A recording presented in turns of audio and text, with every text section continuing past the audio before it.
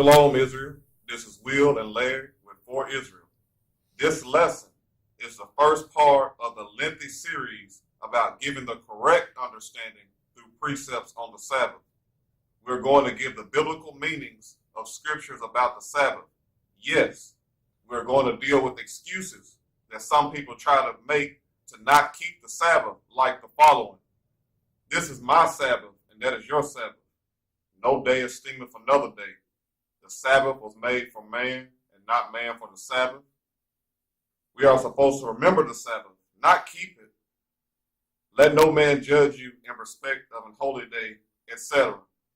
Let's start destroying these strongholds immediately, because this series has been long overdue. The main subject of this lesson is the Sabbath was made for man, and not man for the Sabbath. Please read Mark chapter 2, verse 27. Mark chapter 2, verse 27. And he said unto them, the Sabbath was made for man, and not man for the Sabbath. We're going to start with Mark chapter 2, verse 23, and read down to get the understanding of Mark chapter 2, verse 27. Verse 23. And it came to pass that he went through the cornfields on the Sabbath day, and his disciples began as they went to pluck the ears of corn. Christ and his disciples plucked ears of corn. Let's read a precept to get more information. Matthew 12, verse 1. At that time, Jesus went on the Sabbath day through the corn, and his disciples were an hungered, and began to pluck the ears of corn to eat. The disciples were hungry, so Christ and his disciples plucked ears of corn and ate them. Let's find out if this is lawful to do. Please read Deuteronomy chapter 23, verses 24 and 25. Deuteronomy chapter 23, verse 24. When thou comest into thy neighbor's vineyard, then thou mayest eat grapes, thy field at thine own pleasure, but thou shalt not put any in thy vessel. When thou comest into the standing corn of thy neighbor, then thou mayest pluck the ears with thine hand, but thou shalt not move a sickle unto thy neighbor's standing corn. Now we know that it isn't against the law to eat corn in a neighbor's field. We still need to find out if this can be done on the Sabbath.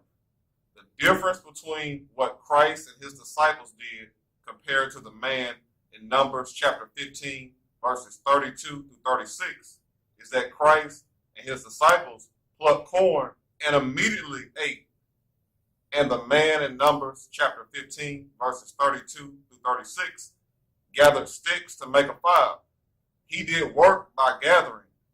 This is what Paul was trying to make sure did not happen when he wrote 1 Corinthians chapter 16, verses 1 through 3.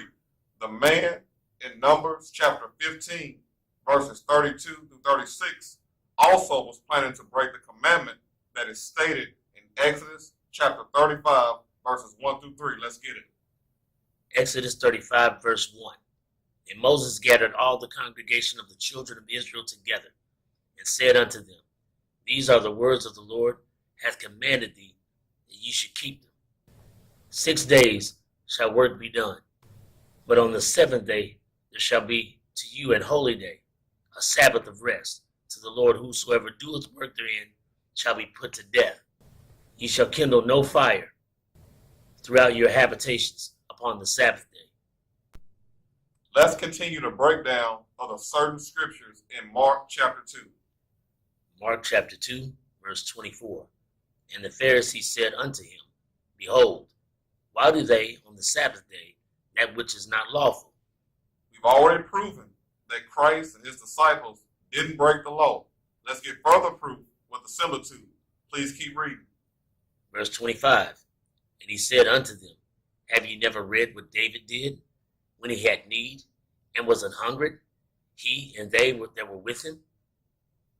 How he went into the house of God in the days of Abiathar, the high priest, and did eat the showbread, which is not lawful to eat but for the priest, and gave also to them which were with him. This similitude is listed in 1 Samuel chapter 21, verses 1 through 6. Let's get the understanding of these scriptures. We're going to pick up in the story where David and young men had fled from the presence of Saul and met up with Ahimelech, the priests. 1 Samuel chapter 21, verse 1. Then came David to Nob, to Elimelech the priest, and Elimelech was afraid at the meeting of David, and said unto him, Why art thou alone, and no man with thee? Verse 2.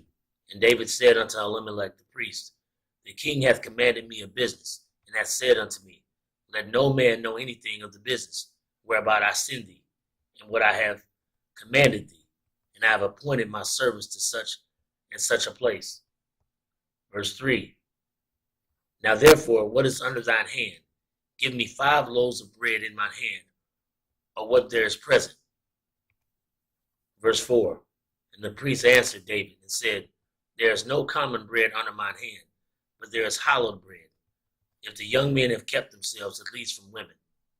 The women are symbolic for philosophies. Does that sound familiar? If you've been following along with us since our last series, you're probably used to hearing that by now. Revelation chapter 14, verses 1 through 5, and 2 Corinthians chapter 11, verses 1 through 2 gives more understanding on the fact that the women are symbolic for philosophies. Now let's get the literal meaning of the scripture. Please read 1 Corinthians chapter 7, verse 5. 1 Corinthians chapter 7, verse 5. Defraud ye not one the other, except it be with consent for a time, that ye may give yourselves to fasting and prayer, and come together again, that Satan tempt you not for your incontinency. The young men were to not be sexually intimate for a short period of time to focus on the Lord and then come back together intimately. This is for men and women. 1 Corinthians chapter 7, verses 32 through 34 validate this. Please read all of 1 Corinthians chapter 7 when you have a chance to get more understanding about not being sexually intimate for periods of time. Now let's go back to 1 Samuel chapter 21. Please read verse 5 of 1 Samuel chapter 21. Verse 5. And David answered the priest and said unto him, Of a truth, women have been kept from us about 3 days, since I came out, and the vessels of the young men are holy, and the bread is in a manner common, yea, though it were sanctified this day in the vessel. The vessels being holy are referring to the men keeping the commandments. 2 Timothy chapter 2, verses 19 through 22 prove this. The information about women and vessels is covered in our series about the misunderstandings of scriptures that seem to disrespect women. Please check out that series if you haven't already. Please read the 6th verse of 1 Samuel chapter 21. So the priest gave him hallowed bread, for there was no bread there but the showbread that was taken from the Lord, to put on hot bread in the day when it was taken away. David and the young men ate shewbread like priests, because they are priests. According to God's words in Exodus chapter 19, verse 6, Israel is a nation of priests. Acts chapter 2, verses 29 and 30 reveals that David was a prophet. Prophets and priests teach the words of God. This understanding is in our series that proves that there were prophets from Malachi to John the Baptist. Please view the 6-part series for the understanding. Now that we've wrapped up the 1 Samuel chapter 21, verses 1 through 6 breakdown, let's go back to the New Testament and continue dealing with the selected Mark chapter 2 scriptures. Please read Mark chapter 2, verse 27 again. Mark chapter 2, verse 27. And he said unto them, The Sabbath was made for man, and not man for the Sabbath. This scripture is saying that the commandment was made for man and not man for the commandment. The ultimate meaning of the Sabbath is rulership of the kingdom of earth, which is rest. Rest is the ultimate Sabbath. Let's read about when a Sabbath or rulership started in the past.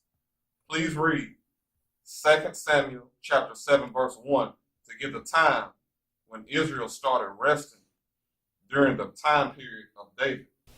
2 Samuel chapter 7, verse 1.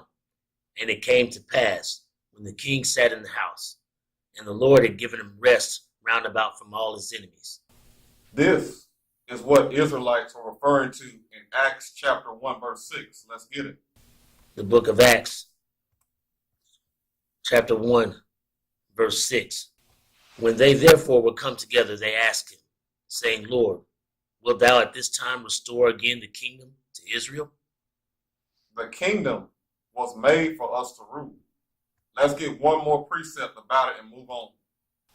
Second Esdras, chapter 6, verse 59.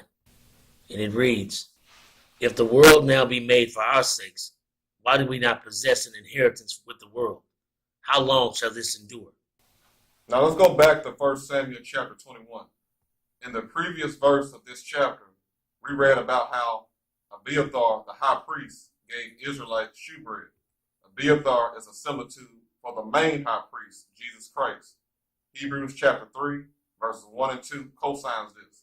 The shewbread is an understanding that Christ gives to the people that keep his commandments. John chapter 6, verses 47 through 51 backs this statement. Please read the next verse in Mark chapter 2. Mark chapter 2, verse 28. Therefore the Son of Man is Lord also of the Sabbath. Since Christ is the Lord of the Sabbath, that also means that it is his day.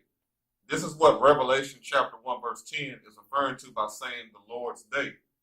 He sanctified it on the seventh day, not the sixth day of creation, as a day of rest for himself. Let's put it like this to give a better understanding. The Sabbath was made for God, not God for the Sabbath.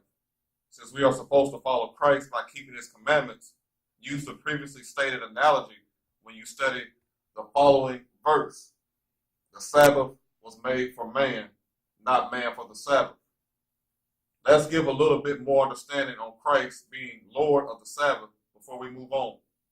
This means that Christ, just like the former high priest, gives understanding to his people that keep his commandments. Israelites during the reign of the Greeks received the understanding about being able to go to war on the Sabbath. Let's read about it. First Maccabees, chapter 2, verse 41.